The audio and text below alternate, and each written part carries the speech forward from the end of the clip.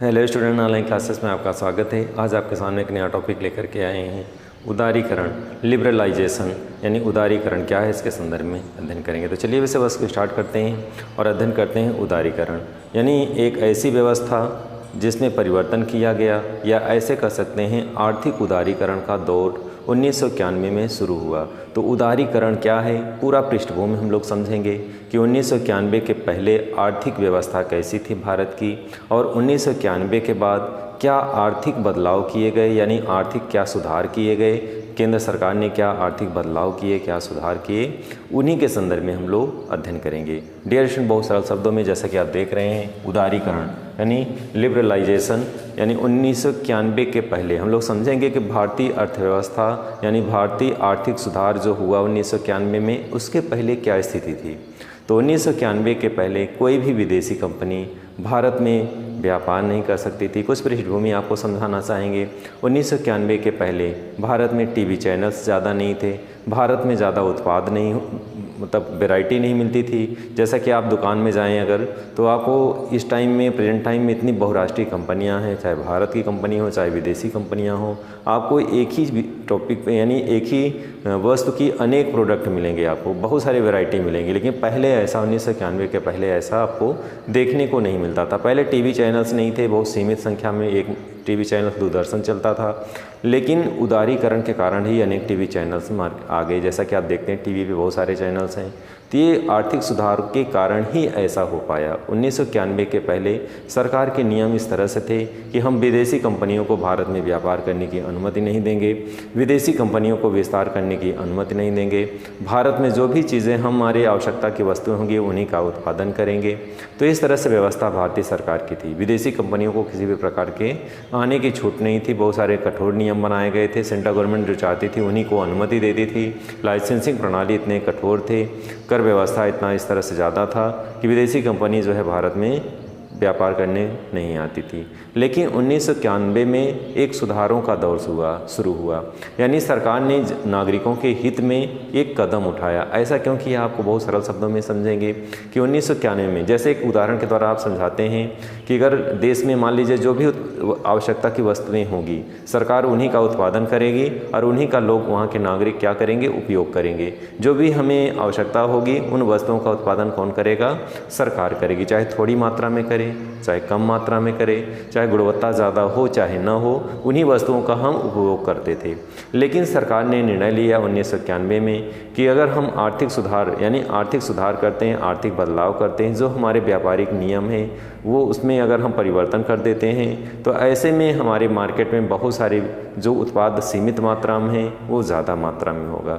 जो चीज़ें महंगी हैं, जब अंतर्राष्ट्रीय स्तर पर उद्योग स्थापित होने लगेंगे, भारत में भी उद्योग स्थापित होगा, तो ऐसे में उपभोक्ताओं को भी लाभ मिलेगा और वस्तुएं सस्ती मिलेंगी। इसके अतिरिक्त हमारे पास संसाधन तो थे लेकिन टेक्नोलॉजी नहीं थी। हम वही वस्तुओं का उत्पादन करते थे जिस तरह से हमारे पास टेक्नोलॉजी होती थी। तो ऐसे स्थिति में अगर सरकार ने निर्णय लिया कि 1991 में उदारीकरण के द्वारा जब बहुराष्ट्रीय कंपनियों को भारत में आने की अनुमति मिलेगी, तो भारतीय नागरिकों को जो समस्याएँ झेल रहे थे, उनके सामने कम वेराइटी थी, अब उनके सामने ज़्यादा वेराइटी मिलेगी। तो ये सारी स्थितियाँ थी जिसके कारण सरकार ने क्या किया, उदारीकरण लाया। तो डियर स्टूडेंट, बहुत सरल शब्दों में हम लोग समझेंगे। भारतीय सरकार द्वारा सबसे पहले इसका आर्थिक अर्थ इसका समझ लेते हैं कि इसका अर्थ क्या है।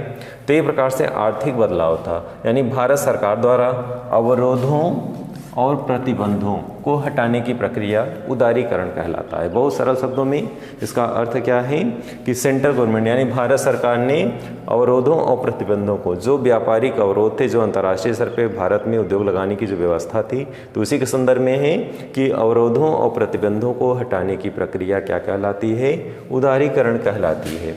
1991 के पूर्व भारत सरकार ने भारतीय अर्थव्यवस्था में औद्योगिक लाइसेंसिंग प्रणाली, यहाँ पे एक शब्द आया है औद्योगिक लाइसेंसिंग प्रणाली, और मूल्य नियंत्रण, आयात, लाइसेंस आदि अनेक प्रतिबंध लगा रखे थे। यानी भारत में जो भी उत्पादन होगा केवल भारतीय कंपनियां ही उसका उत्पादन करेंगी, विदेशी कंपनियों को उत्पादन करने की अनुमति नहीं थी। बहुत कठोर नियम थे। उपर्युक्त प्रतिबंध भारतीय उद्योगों के विकास में क्या कर रहे थे, बाधा डाल रहे थे। तो नागरिकों को भी इससे परेशानी होती थी। कोई भी अर्थव्यवस्था यानी भारतीय अर्थव्यवस्था भारत सरकार पर टिकी हुई थी। जो भी उत्पादन होता था केवल भारत सरकार के द्वारा ही किया जाता था। तो ऐसे में हमारे मार्केट में बहुत सारी चीज़ें सीमित मात्रा में थी। वही उत्पादन जो सरकार करती थी वही जनता जो है या नागरिक उसका उपयोग करते थे। तो विकल्प बहुत सीमित मात्रा में थे, सब कुछ बहुत कम मात्रा में था, ज़्यादा ऑप्शन लोगों के पास नहीं होता था। क्योंकि भारत सरकार ने इन सब चीज़ों पे प्रतिबंध लगा रखा था। डियर स्टूडेंट, इसी क्रम में हम लोग आगे बढ़ेंगे। 1991 में इस अवांछित नियंत्रण जो था उसको हटाने का निश्चय किया गया। यानी जो इस तरह से भारत में अंतर्राष्ट्रीय विदेशी कंपनियों को जो व्यापार करने की अनुमति नहीं थी, जो नियम कठोर थे, इन अवांछनीय नियमों को क्या लाया गया? उदारता लाई गई, यानी उन कठोर नियमों को हटाया गया। इसी क्रम में देखेंगे उदारीकरण नीति के अंतर्गत क्या किया गया? उद्योगों के बाजार की आवश्यकताओं के अनुसार उत्पादन करने तथा विस्तार करने की छूट दी गई। तो जो उद्योग थे, उद्योगों को क्या किया गया? बाजार की आवश्यकता के अनुसार, जो बाजार की जो आवश्यकता है उनके अनुसार उत्पादन करने और विस्तार करने की क्या किया गया? तो विस्तार करने की इन्हें छूट दी गई। नेक्स्ट इसी क्रम में है लाइसेंस प्रणाली को सरल बनाया गया। इसके पहले 1991 के पहले लाइसेंसिंग प्रणाली बहुत कठोर था, विदेशी कंपनियों को अनुमति नहीं थी। बहुत कठोर नियम होने के कारण भारत में विदेशी कंपनियां यहाँ पे व्यापार करने नहीं आती थी। हमारे देश में वही चीज़ों का उत्पादन होता था जो सेंट्रल गवर्नमेंट यानी भारत सरकार जिन चीज़ों का उत्पादन करती थी। इसी क्रम में नेक्स्ट है अब उत्पादन विदेशों से कच्चा माल तथा मशीनरी आयात करने की स्वतंत्रता हो गई। डियर स्टूडेंट, बहुत सरल शब्दों में यहाँ पे समझेंगे कि पहले क्या था? कच्चा माल अगर कोई फैक्ट्री लगाती भी है अनुबंध के साथ तो उसे कच्चा माल भारत का ही उपयोग करना होता था। लेकिन 1991 में परिवर्तन किया गया, आर्थिक सुधारों का दौर शुरू हुआ और इसमें परिवर्तन में क्या छूट दी गई कि अब वो कच्चा माल विदेशों से भी आयात कर सकते हैं, विदेशों से मशीनें मंगा सकते हैं, विदेशों से टेक्नोलॉजी मंगा सकते हैं। यानी उनको इन सभी स्थितियों में उन्हें क्या दिया गया? छूट प्रदान किया गया, उदारता दी गई। इसी क्रम में है अब भारतीय उद्योग विदेशी आधुनिक तकनीकों का प्रयोग होने लगा। तो यानी भारत सरकार के इस निर्णय से भारतीय उद्योगों में अब विदेशी आधुनिक तकनीकों का प्रयोग होने लगा। और इन सभी उदारीकरण लाने का जो उद्देश्य था भारत में आर्थिक विकास करना। यानी इस स्टेप में अगर ऐसे भी क्वेश्चन आ जाए कि उदारीकरण के पीछे सरकार का क्या उद्देश्य था, तो भारत में देखिए कुछ चीज़ों को इस तरह से समझाएंगे जिससे आप महत्व भी समझ जाएंगे और उद्देश्य भी समझ जाएंगे। जैसे कि उदारीकरण जब नहीं था भारत में तो भारत में चैनल्स कम थे, टीवी चैनल्स आप जानते हैं कि 1991 के पहले बहुत कम थे। जैसे ही उदारीकरण आया सरकार ने विदेशी कंपनियों को उनके व्यापार करने की या उन्हें भारत में उद्योग लगाने का उन्हें अवसर प्रदान किया, उनके अनुकूल अवसर प्रदान किया। तो उसके बाद जो है भारत में प्रोडक्ट की भरमार हो गई। जैसे भारत में चैनल्स कम थे तो उसके बाद जो है भारत में टीवी चैनल्स की संख्या बढ़ गई। दुकानों पे जो उत्पाद होते थे सीमित मात्रा में होते थे, लेकिन सरकार के इस निर्णय के कारण बहुत सारी वैरायटी मार्केट में आ गई। यानी जैसे आप सामान कोई चीज़ खरीदने जाते हैं तो एक ही वैरायटी मिलती है, आपको चूज़ करने का समस्या आती है कि उसी को लेना पड़ता है, उसी में चूज़ करना पड़ता है, चाहे अच्छा हो चाहे ख़राब हो। लेकिन जब आपके सामने बहुत सारे ऑप्शन होते हैं, एक ही प्रोडक्ट के बहुत सारी वैरायटी होती है, तो आपको चुनने में आसानी होती है कि कौन सा अच्छा है, कौन सा सस्ता है, कौन सा गुणवत्तापरक है, किन वस्तुओं को खरीदा जाए।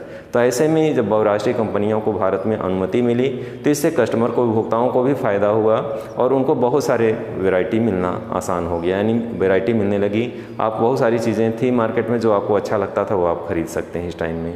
तो ये उदारीकरण से ये क्या है? फ़ायदा है। और सरकार का उसके पीछे का उद्देश्य, जैसे अगर कोई देश सरकार अपने देश में ही उत्पादन करती है तो सूखा पड़ता है, बाढ़ आता है, कोई समस्या होती है तो उसे इन समस्याओं से जूझना पड़ता है। लेकिन अगर हम विदेशी कंपनियों को अवसर देंगे, जैसे महामारी का दौर शुरू हुआ तो बहुत सारे राष्ट्र तबाह हो गए हैं, तो ऐसे कंडीशन में जब उनके नियम, आर्थिक नीतियाँ जो सरल होंगी, बहुत कम बहुराष्ट्रीय कंपनियों के अनुकूल होंगी, तो उनके राष्ट्र में विदेशी कंपनियां क्या लगाएंगी? फैक्ट्रियां लगाएंगी और उनके देश का आर्थिक विकास होगा। अगर नियम कठोर होगा तो सरकार जो है आर्थिक स्थिति अगर कमज़ोर है तो उद्योग नहीं लगा पाएगी, और नियम भी कठोर रहेगा तो विदेशी कंपनियां भी उसके देश में नहीं आएंगी। तो डियर स्टूडेंट, इस तरह से उदारीकरण के नियमों में बदलाव के कारण ही ये सारे परिवर्तन हुए।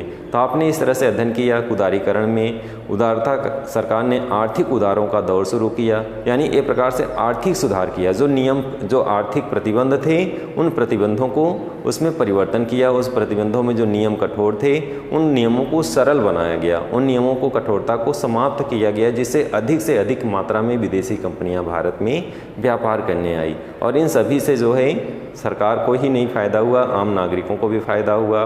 उनको उपभोग करने वाली अनेक वस्तुएं, वैरायटी मार्केट में मिलने लगी।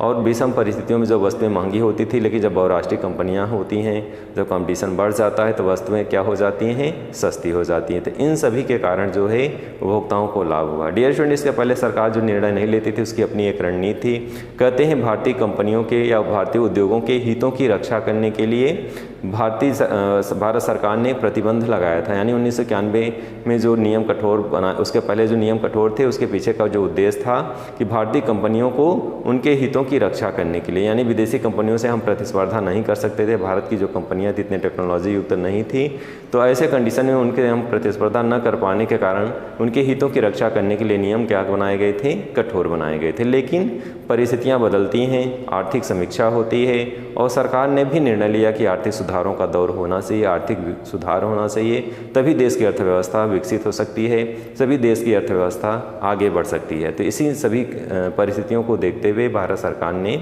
इन आर्थिक सुधारों में ये सारे नियमों में परिवर्तन लाया। तो डियर स्टूडेंट, आज की वीडियो में आपने अध्ययन किया आर्थिक उदारीकरण क्या होता है, उदारीकरण किन कारणों, उदारीकरण में क्या क्या परिवर्तन किया गया, उदारीकरण के पीछे क्या उद्देश्य है या सरकार की क्या उद्देश्य था, उदारीकरण से आम नागरिकों को क्या लाभ हुआ या उदारीकरण का क्या महत्व है, इन सब चीज़ों पे आपने अध्ययन किया। तो आज के वीडियो में बस इतना ही। नए वीडियो में नए विषय वस्तु साथ फिर से मिलेंगे, तब तक के लिए धन्यवाद। हेलो स्टूडेंट, अगर आपको वीडियो अच्छा लगा हो तो इस वीडियो को, चैनल्स को सब्सक्राइब करें, लाइक करें और अपना समर्थन प्रदान करें, क्योंकि आपके समर्थन से ही बहुत सारी चीज़ों को, हम तथ्यों को आपके सामने लाते रहेंगे। जब तक आपका समर्थन नहीं मिलेगा तब तक हम उन चीज़ों को अच्छी तरीके से नहीं समझ पाएंगे या इन चीज़ों को और बेहतर तरीके से नहीं कर पाएंगे। तो आपका सहयोग मिलना बहुत ही आवश्यक है, इसलिए इस चैनल को ज़्यादा से ज़्यादा मात्रा में क्या करें, सब्सक्राइब करें।